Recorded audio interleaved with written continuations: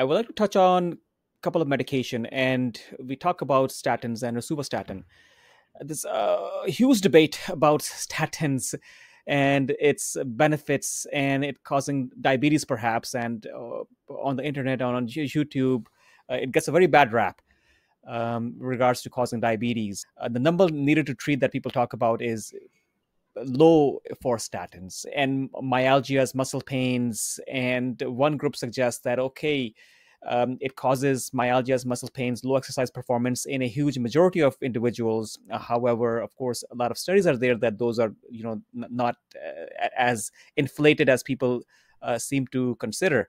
How do you go about prescribing, working with statins, and how do you mitigate people's viewpoints when they come and talk to you regarding statins? I think that's probably the biggest hurdle.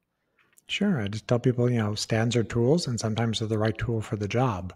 So always start with, what is the health of the arteries? Is this secondary prevention where the person's already had a heart attack, a stroke, they got stents, they've had bypass? Okay. Often stents are going to be useful in that situation to reduce recurrent events. Where it gets tricky is more for the primary prevention, where people have never had events and they have, quote, high cholesterol. Stents absolutely should not be in the water, especially for younger women.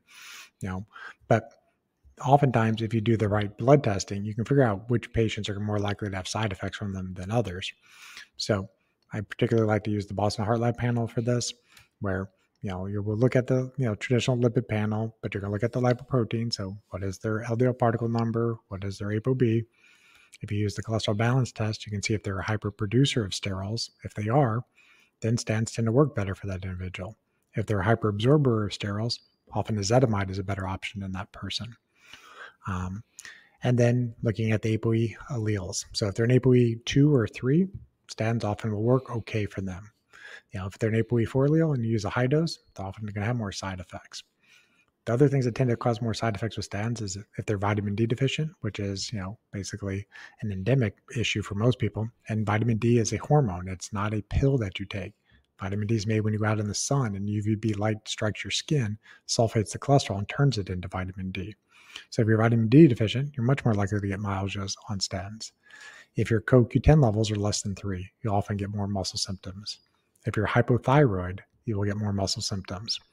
There's another gene that I don't check in everybody, but if they've tried 1 or 2 statins and they said that they can't tolerate because of muscle cramps or pains, I often check the gene SLCO1B1.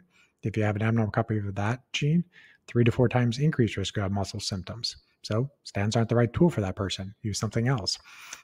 There's Nexletol if you have a production issue. There's the PCSK9 inhibitors. There's ezetimibe. There's 9, 10 other things you can use before. I was just saying that, they can't take anything for their lipoprotein management. And as your question about the diabetes, yes, it's a risk. It's never been shown with pravastatin though. So people are really concerned about it, then, consider using pravastatin. But it's not been the case where it's like you have, a blood sugar of, 70, let's say, and your A1C is 5.1, that you go on a statin, you're also going to have blood sugars in the 200s and your A1C shoots up to 7. It's not going to do that. It might raise your blood sugar a few points, but on par with what else? Like, did it lower inflammation enough? Did it lower the lipoproteins? Did it support endothelial function? Okay, it's a net positive, even though it might have raised the blood sugar a little bit.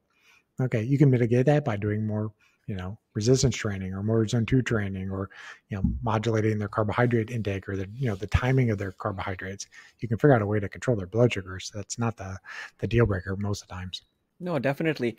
And it's not that we put patients on statins, every patient coming into the clinic, we don't throw them out like candy. Then you have to meet certain criteria before you can put on any medication, perhaps, and not just statin, for example. And we have tools. We can use pravastatin. A statin does not work for you, we can switch it up. We can work with the dosages. We can combine a couple of medication. Thanks for watching, and I appreciate you as a valuable viewer. And if you liked this segment, you can watch all of the different individual segments or the whole podcast to have a broader understanding on this topic. Just check the links in the description or what you see on the screen right now. I'm Dr. Umar Khan. Looking forward to seeing you again. Thank you.